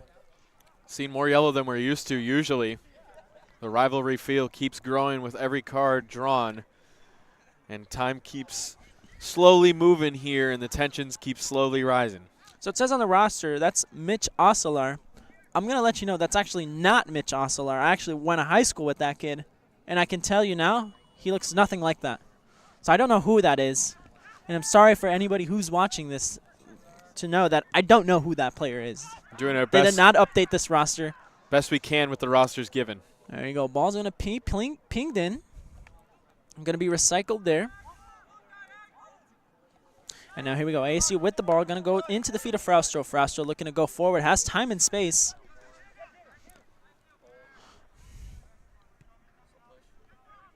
And there we go. Finds Toto. Toto getting pressured there. Does well to beat the pressure there. Going to be pinged over the top to Page. Has 1v1 with the keeper. Keeper comes out well. Thomas is going to clear it as far as he can over the top. And there's going to be some appeals for an offside there, but no one really interfering with the play. Going to go to Mr. Taylor. Taylor looking for options there. Going to be played wide there to Matson, but not going to be able to do anything. Just going to be them and Baker. Baker looking to go with it. It's going to be tripped there, and it's going to be a foul there. Baker just playing with the ball there a little too much. Actually kind of gets lucky that he got the foul there. A little bit too slow in possession there. Yeah, it could have been easily stolen and could have led to a great chance for ASU. A little bit of a risky play, but works the foul and earns it back for the Lopes. There we go. Baker with the ball yet again. Tries to find Michaels. Michaels looking for options up front. Just going to try to ping it there. And it's blocked well there. GCU throwing now by Mr. Swain. Here we go. Michaels has the ball. Looking for options. Going to throw it over the top. To big man Hepting is going to be deflected off a defender. It's going to go into the hands of the GCU throwing again. Mr. Michaels with the ball. He's going to chuck it forward. Fraustro does well to intercept. It's actually not going to be dealt with very well. Going to find the feet of Lane. Lane going to ping it in a little bit too far there by Mr. Taylor. And it's going to be crossed yet again. Mr. Schrenke trying to get the flick. Not going to be able to, and it's going to be Mr. Alexander. Alexander a little bit too slow with it. And now here we go. ASU with the counter. Does really well there to cut it down there. Really good throw, and Alexander just needed a little bit more of a punch there on that tackle. Very soft, and it was very dealt with easily by ASU. And his defender, unfortunately, does well to deal with the danger afterwards. As here we go, ASU with another chance yet again, and it's going to be cleared away. Tries to find the feet of Hepting. Hepting gets well with it. Unfortunately, just a little too far there for Mr. Taylor. And now here we go, ASU with possession. Toto looking to find wide. It goes into the feet of Mr. Rosenbaum. Rosenbaum looking for options now. Going to play short with Swain. Swain using his speed, dribbles into the middle. Does well, makes a good tackle. But referee's going to call a foul there. And I don't know why Mr. Rodriguez is actually trying to stand in front of the ball when he's losing 2-0. He's just wasting more time, you know? Indeed. But yeah, here we go. GCU now with the ball. It's exactly what they need now. Just kill the clock, take the 2-0 win however you can. Win however you can. But you might think that they're probably going to want to go for more here just for the bragging rights. And it's going to be deflected there. And now ASU shouting for a sub here. Definitely for bragging rights and for the momentum, the future of this club. Getting guys just used to being aggressive on attack, especially that midfield, as Coach Frent said in the beginning of this game. There we go. We got the German striker for ASU, Mr. Werkert, going back in. Looking to see a little more fresh now, looking to see if he can make a difference. Yeah, he looked like he might have gotten banged up earlier in the contest, but he's back out there and ready to put in some work for the Sun Devils. Yeah, with a more tired backline here for GCU, he might be a bigger threat now. As we have Chino there. Going down. Going to be a foul here for ASU, and it's going to be Mr. Fraustro, Mr. Diego Fraustro with the kick. Just going to let his team go up. And his coach is just telling him to dump it into the penalty area. Good pinged ball over the top. Worker looking to find the ball. Good challenge there by Worker. Dealt with really well there by the defense. Now looking to go forward as Mr. Ting pings it as far as he can into the feet of Hepting and dealt with defensively by Mr. Toto really well. And it's going to go play into his center back pairing, Mr. Fraustro. Fraustro looking to ping it yet again. We're doing the long ball simulator here. It's going to be a really good ball over the top. And it's going to be another penalty. The defender does really poorly. And the attacker does really well to beat the defender and not in a really good position. Correctly awards that penalty kick. And now we have another penalty kick here for ASU. Yeah, ASU needs to capitalize on this one. They worked hard, and they earned that one. Maybe a little bit of a questionable choice by the Lopes defender. That one you might need to just leave to the goalie and see if he can make a play, punch the ball out back towards midfield or something. Here comes the Sun Devils. There we go, Worker, the German striker with the kick this time. Looking to see if they can score it here. Nice short run up, and they missed another one. Oh, okay. All right, I think if they can't score 2 penalties, I don't know what to do. I don't know. I don't know what else they can do, honestly. Yeah, that's just something you can't have. 2 penalty kicks, 2 misses. The first one was sharp off the post, and the goaltender Thomas did dive that way. This time, he had Thomas going the exact opposite way. Completely missed it. I will say this, very lucky break for GCU to actually still be winning 2-0 after missing 2 penalties, man. That's crazy to me. I get you miss one, right? Whatever, you miss one, and the next one you learn from it. You put someone else, and then the next guy you put also miss it. Just hits it wide, man. It's like what else can you do? It's unbelievable, you know. It is unbelievable. Basics 101 to put the target on net, and just unable to do that, trying to be too cute, too fine with the accuracy 2 out of 2 times. And even if the goalie saves the initial one, you could give your team a chance at a rebound or something. Man, here we go. Hepting coming out, and in for him is Luke Peterson. As Luke Peterson now has more fresh legs, and it caused a lot of problems last time he went in for Hepting. Getting a goal last time he was in. Came into the contest with 2. He adds his 3rd of the season. Luke Peterson getting involved on the stat sheet. Mr. Frostro looking to find Rosenbaum. Rosenbaum getting pressured slightly. Goes to Swain. Swain has no other option but to go back, and a really good press there by Mr. Baker. Going to find Mr. Peterson. And now GCU looking to have options. Baker looking to beat Mr. Swain. Swain has to clear it after his mistake. After they forced him to go back, and does really good there, Mr. Baker. Good with the press. Good ASU recovery defense. GCU had an excellent counterattack brewing, but too many passes put behind their man. Yeah, Michaels a little bit slow there. Rodriguez takes the ball away from him, and then Michaels does well to win it back into the feet of Colin Lane. Colin Lane finds Michaels. Michaels kind of trips over the ball. Swain pressuring him really intensely. Him and the German Worker. Worker does well to win the ball into the feet of Rodriguez. And now here we go. ASU looking to go forward. Has time and space there. Mr. Mima looking to play it wide. Worker making the run there. He's going to take the shot himself, and I don't think that shot scores even on a rainbow, man. That one got sent to NASA right there. That was up and out in a hurry. I mean, yeah, but here we go. Like, it's a lot of – if you're ASU, you have to be super frustrated right now, man. Like, nothing you've done has worked. You've created so many chances. You've done well to put the GCU defense in a lot of trouble this second half, and they still haven't scored a goal. It's demotivating as a player. It is demoralizing when you are setting up good attacks, working hard, drawing penalties, getting counterattacks with nothing to show for it, and the 0 for 2 on penalty kicks is really going to bite them tonight. Well, here we go. Rodriguez does want to win the ball. Looks like we're not trying to play advantage there.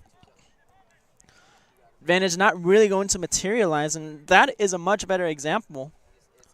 Where Swain gets the ball, Rodriguez clearly gets fouled, right? Swain gets the ball, but he's not really going anywhere. He just goes to the corner, dribbles there. In that situation, a lot easier to just give the foul. Everybody's expecting it, and you're doing everybody a favor, you know? Most definitely. Purple, let's not fall asleep here. But here we go. ASU with a dangerous free kick here for Mr. Mima. Mima setting it up or not pushing the ball, the wall back. Looking to see if they can get something out of this, man. Maybe they won't score penalties, but maybe they can score on free kicks, you know? Mima has a really dangerous ball into the penalty area. And it's going to be kicked over the top. Ball a little bit too high there. It's going to go out for a goal kick there. Another dangerous opportunity, but that time it was just well defended by GCU. They knew the set pieces were coming. They got bodies in front, clear the ball away, and reset for another possession. Now, I'll be interested to see. We're 20 minutes into this half, right? I'll be interested to see if GCU will just sit back and just take the 2-0 and just try to keep defending and hope for the best. Or if they're going to be like, you know what, this isn't really working right now. Because right now, it's been all ASU this half. And they're going to see that, hey, we need to go forward again because nothing's really working. They're all over us now. And if they make it 3-0, it's a much different game. I think ASU gives up if they score one more. Absolutely. And me personally, this is a club-level sport. There's no serious. Ooh, bit of a collision there. The offside flag is going to go up. Fortunately, everybody's okay on there.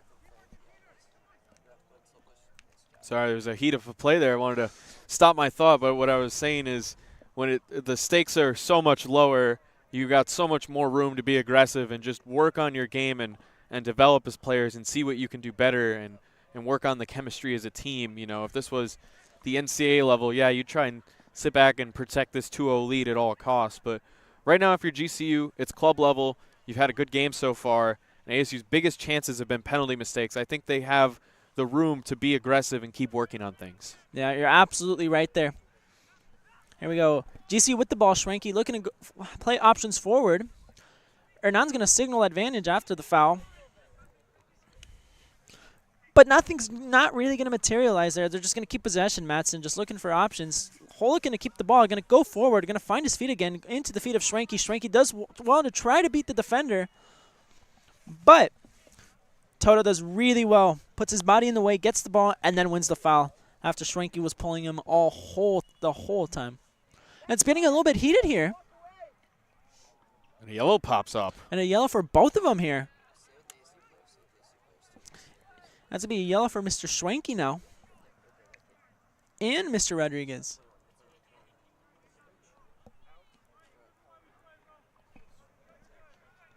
Yeah, they were face-to-face right there.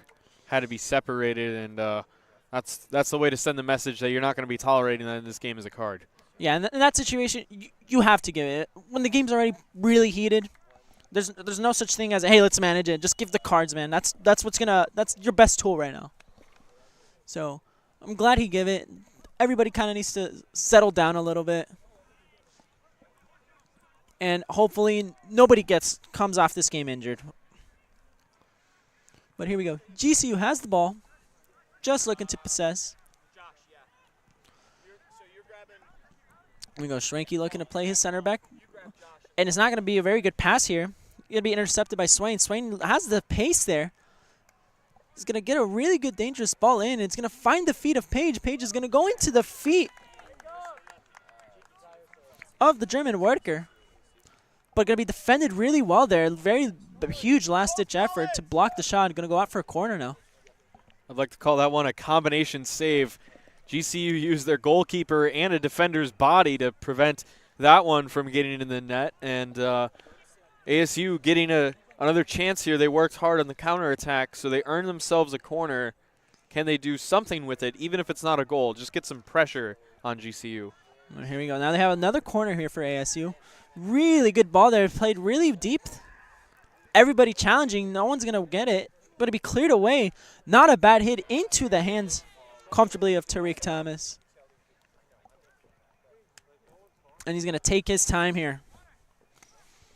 As the clock's winding down, GCU up 2-0 here at Coulter Field, the season finale for the fall season. Looking to hold on to this result.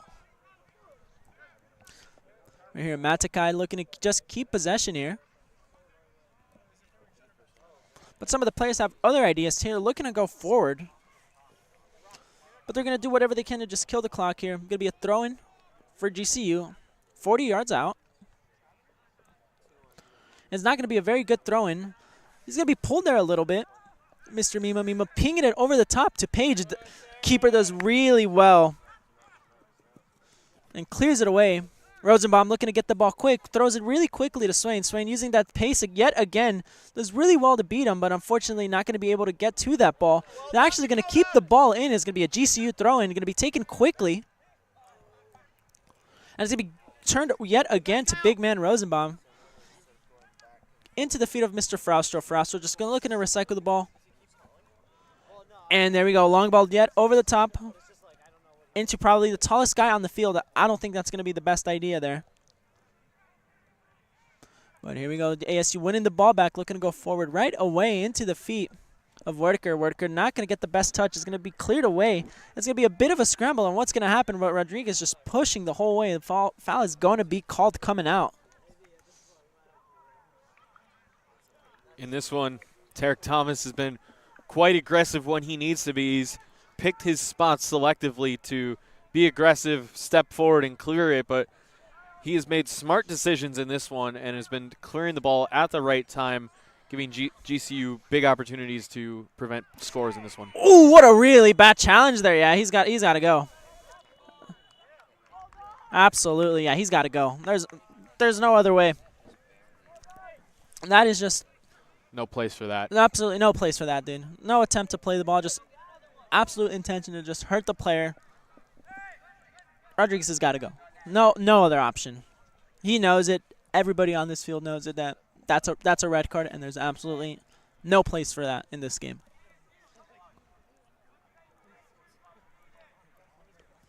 So now they're going to get bumped down to 10 for the remainder of this one. So when they started out the second half promising, looked like we might have had a game again, but now just a senseless foul. He earns himself a red card and a trip to the bench. ASU is going to be down a player for the rest of this match, and GCU is in prime position to snap the 3-game skid to rival Sun Devils. I mean, despite ASU having the majority of the ball for this half, the second half has been an absolute disaster. You missed 2 penalties, and now you're down a man. You just kind of just giving the game away right there. You're shooting yourself in both feet right there. Exactly. Couldn't have said it any better there. Just unfortunate to the guy to lose his head there. As going to go find the feet of Mr. Silvani. And ball is going to be called for offside. And now number 34 for ASU is the actual Mitch Ostelar actually going into this game now. Yeah, it's what happens when you're working with club. The jerseys are communally shared, so had some switcheroos for both teams, and especially ASU working with their second squad right now. So all sorts of number games to figure out. That's right, as we have Mima and Fraustro coming off now. Mitch Ostelar looking to get into this game now. But here we go, GCU looking to get something going here. They're gonna have to take advantage. They're a man up now. It's 2-0. We have around 15 minutes left, more or less.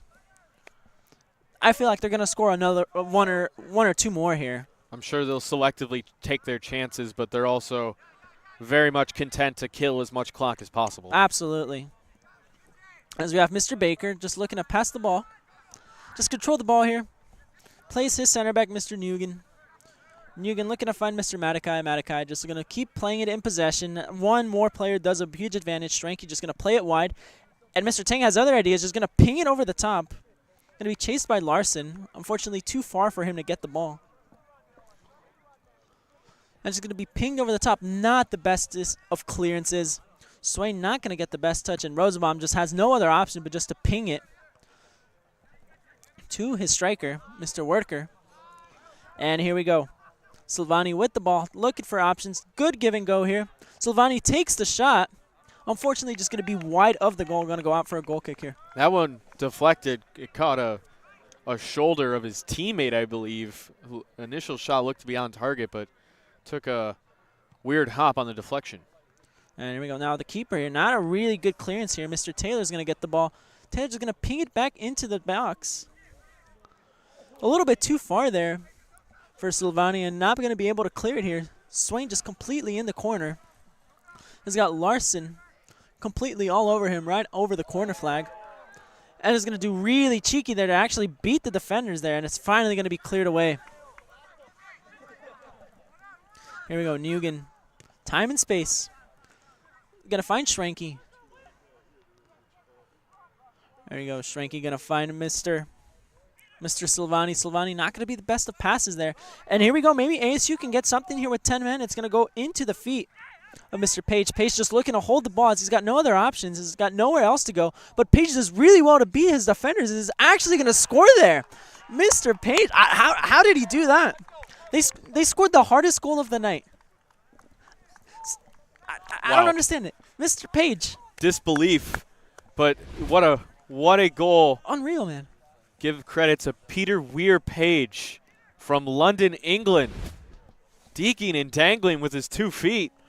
That was a beauty. I did not see that come. I thought he was just going to hold the ball and wait for his team to come up or actually get some support, but he's like, you know what, I'm just going to take him. Somehow beats both of them. Does really well to beat the keeper there. Really good finish. I'm shocked how he scored that. Little zig and a zag, 2 quick touch dribbles to get himself some space from the defenders, and just such a beautiful touch. He was fading away when he shot that and put it in the perfect spot on the far left side of the net. Oh, now it's an interesting game. 2-1, although ASU down a man, they're probably still thinking that they can still tie the game. As is going to be a foul committed there on Worker. Yeah, the line of thinking definitely changes now. You're unable to go score from a penalty kick, so 0 for 2 on the penalty kicks when even strength. Get the red card, down a man. So now things are looking gloom and doom, but here with about 14, 15 minutes remaining, they're 1 away from the equalizer. That's crazy to me. They missed the easiest goals, but they scored the hardest one, you know? They looked very down and out, but credit to the resiliency of the Sun Devils in this one. All right, here we go. Free kick from 40 yards out. It's going to be pinged in by Toda. And going to be dealt away by the defense. It's going to be a corner kick here. Now it's going to be a couple subs here made for ASU. As we're going to have Alberto Garcia going in. And he's going to be taken out, Mr. Gongora. And Mr. Mike Alexander, the center back, coming off as well as the corner kick is taken in a very dangerous area. Punched away there by Thomas. Shot's going to be taken, blocked there. Thomas going to milk it. It's going to take a really ugly bounce. I guess we all forgot that we're playing on turf, and the ball bounces very differently on turf. It's like a very odd bounce that nobody would have expected, and it's going to go out for a corner kick. Yeah, had a lot of backspin on there. I thought the angle was tough, so I thought the GCU was at risk of letting a goal trickle in, but was wide. There we go. Corner taken really short. Going to be comfortably cleared away, and it's not going to be a throw-in. But here we go. Clock winding down. Around 13 minutes remaining here. As we have GCU 2 and ASU 1, but ASU down a man after that red card on Jonathan Rodriguez.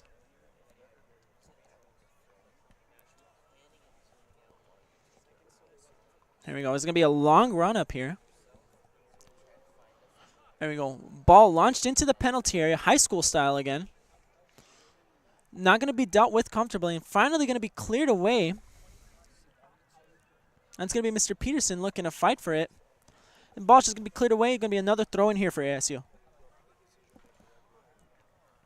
I want to see ASU switch the field a little bit more left and right since they're down a man.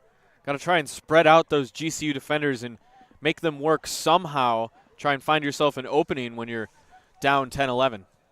But yeah, here we go. ASU looking to get something going here.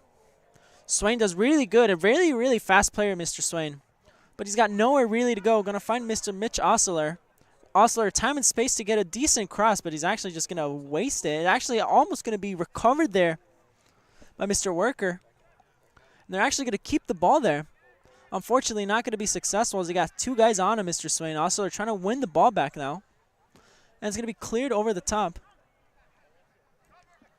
And now GCU looking to counter. And now the ball's going to be turned over. Unfortunately, going to be recovered yet again. Going to fall into the feet of Triana. Rosenbaum just pings it in there, right into the hands comfortably of Tariq Thomas. And he's going to take his time to get rid of that ball. He's going to decide to play it short instead. Looking to go forward right away now. GCU is going to go into the feet of Mr. Schwenke. Schwenke looking to just distribute the ball. Goes to the feet of Matakai. Matakai has options, has time and space also to go forward and makes a really bad option right into the feet of the defender, Mitch Osler. Osler tries to fight Swain, but nobody tells a man on. And it's going to be going out for a throw-in now as Rosenbaum had to recover there. There we go. Colin Michaels coming back into this game. Going to be taking out number 16, Andrew Taylor. And Ramis going back in as well. That's a for key ASU. That's a key return for the Sun Devils right there. Looking to see if he can make a difference with 10 men. ASU now. As we have GCU with the throw-in. Finds the feet of Mr. Schranky. Schranky just looking to keep the ball, but accidentally just passes it out of bounds. Miscommunication there by him and Mr. Baker, and it's going to be a throw-in here. Rosenbaum looking for options up front. Not a lot of time left. You're down a goal, looking for anyone.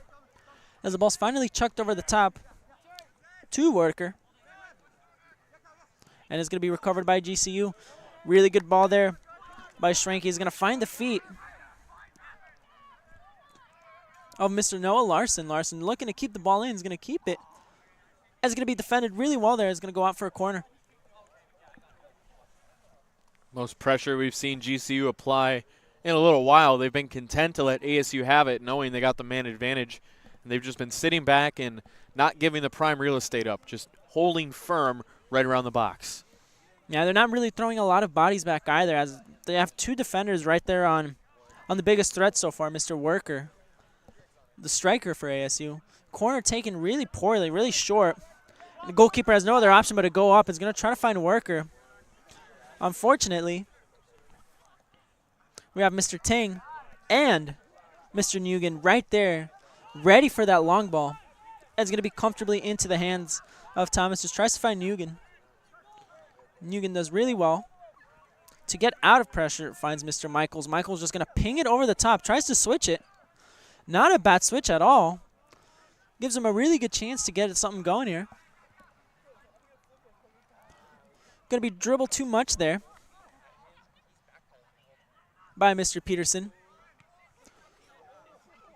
And now someone just looking to possess here. Really good ball up front. It's going to go into the feet of Mr. Page. Page has the ball again, looking to see if he can tie it by himself, but he's just going to hit it wide. Couldn't beat the defender. It's actually going to be really good interception there. Going to go out for a corner. We saw ASU's best chance since they've actually scored, and just a rough first touch from Page there, a better first touch. He might have more space to score. Absolutely. I mean, it's hard for him. He's kind of isolated. The only guy he really has with him is Worker. And GCU isn't really committing that many bodies forward either. But here we go. We have a corner kick here for ASU. Really good header by Rosenbaum. It's going to find the feet of Worker, but just going to hit it wide. Not going to be able to get a decent shot. Going to go out for a goal kick. Just very, very hasty. Very rushed effort. Yeah, desperation effort right there. Didn't have the angle on that one and just tried to get something near the net and couldn't really make something happen. Yeah, unfortunately, he had no real other option there. But here we go. Thomas, the goalkeeper for GCU, looking to take his time there. Just going to dump it out. Played his teammate wide. Is actually going to manage to keep it in. Here we go. GCU looking to go forward now. Very cheeky pass there by Michaels, looking to find it, but not really going to be successful there. Finds the feet of Peterson. Peterson looking to challenge there, but it'll be cleared away by Rosenbaum. Worker ends up beating Mr. Nguyen there. But Nguyen doesn't really have to win the effort. It's just going to go comfortably into the feet of the GCU defense. It's going to be cleared over to the other side now. GCU looking to go forward now. Ball's going to be pinged over to the other side. Really good touch there by Rosenbaum. Unfortunately, not going to be enough.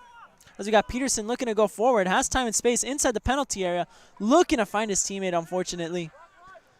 Defender does really well to intercept it. It's going to go back into the feet of Baker. Baker just looking to slow it down. Just slow it down, guys. You're up by 1. 6 minutes left. Do whatever you can. Just close it out. Yeah, this is the prime time for keep away right here. Absolutely. But it looks like GCU just going to try to keep going and trying to get that goal here. As we have Larson going, putting good pressure there, going to win the corner.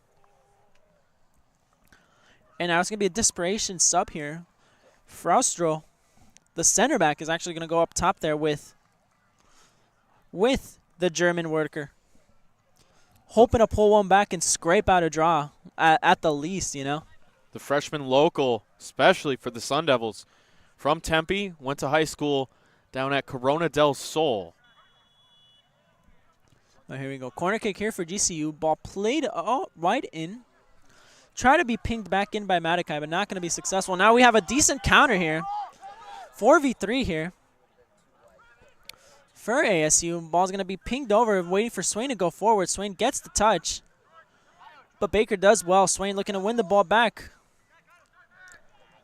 But really good touch there by Silvani. Silvani going to be playing it forward over here to Mr. Peterson. Peterson has a touch, and he just hits it wide. I don't know if that was a touch, or I don't know if that was a shot or a cross. I think he tried to shoot it there, but way missed the side of his foot. Tried a little cheeky flip there. Oh, excuse me. It looked like it was actually cleared away, and someone got a touch to it. It's actually going to be their throw-in here.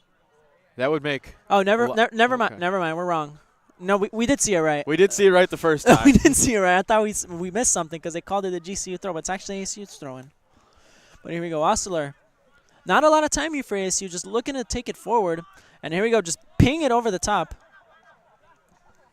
As here we go for Ostler. Not looking to really get that ball there. But they're going to do well to get it back. Going to be pinged over the top, trying to find a worker. But a big desperation attempt. They're just going to clear it comfortably. For Ostler with the throw-in. No options there. This is where the man advantage is really coming in for GCU, because I think if ASU has 11 players, this game would have already been tied.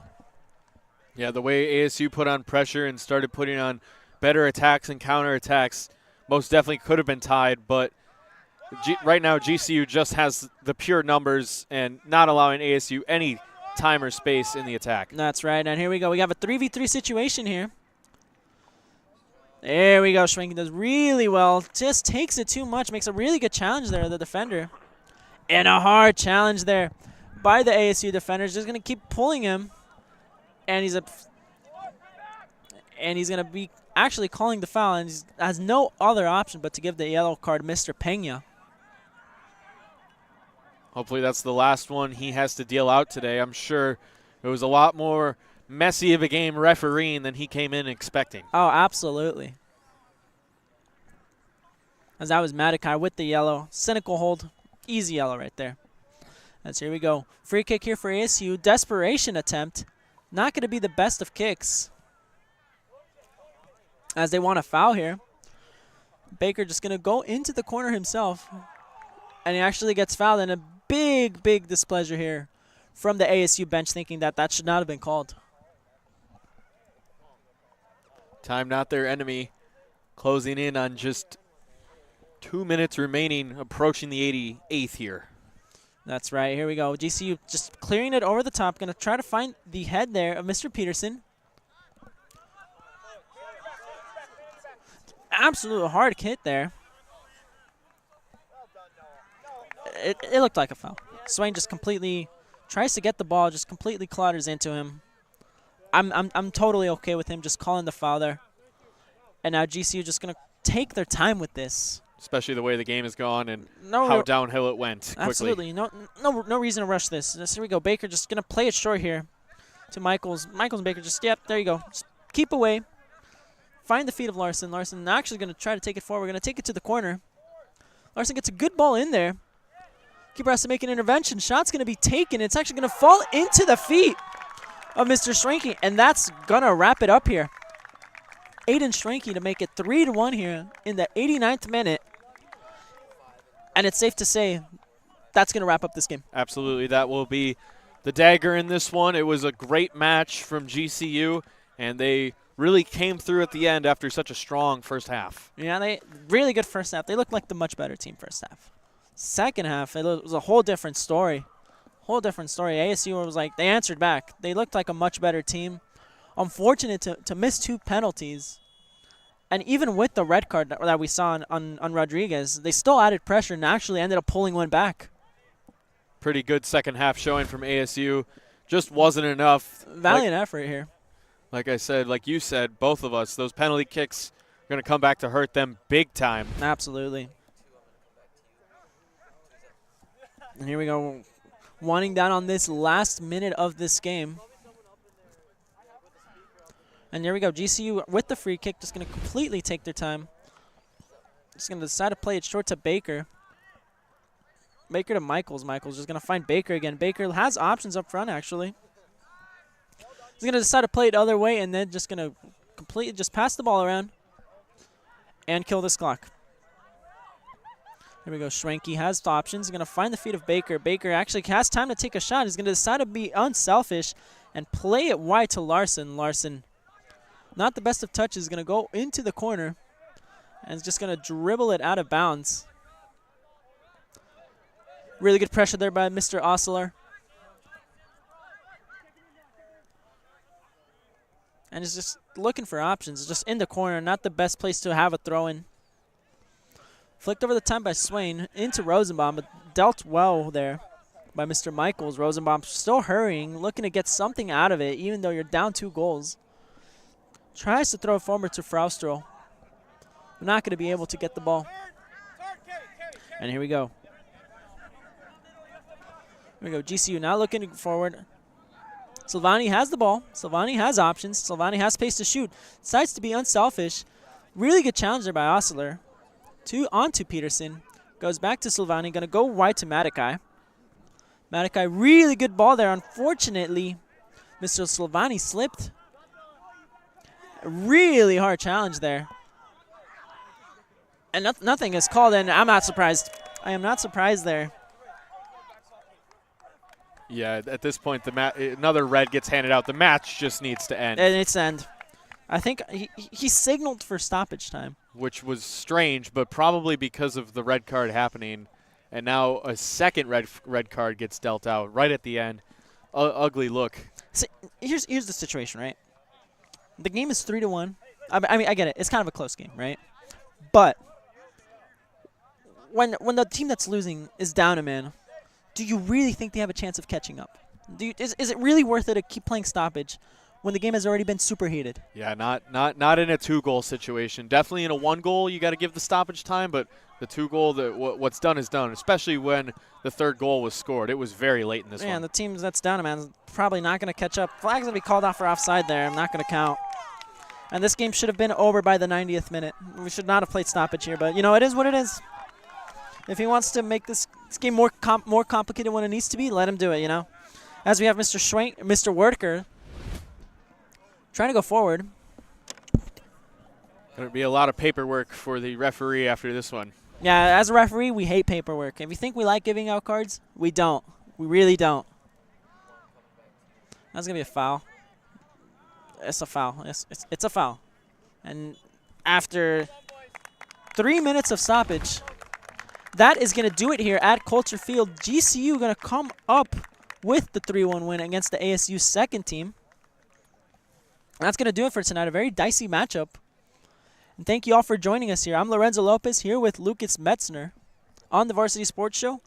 Y'all have a good night. See y'all next time.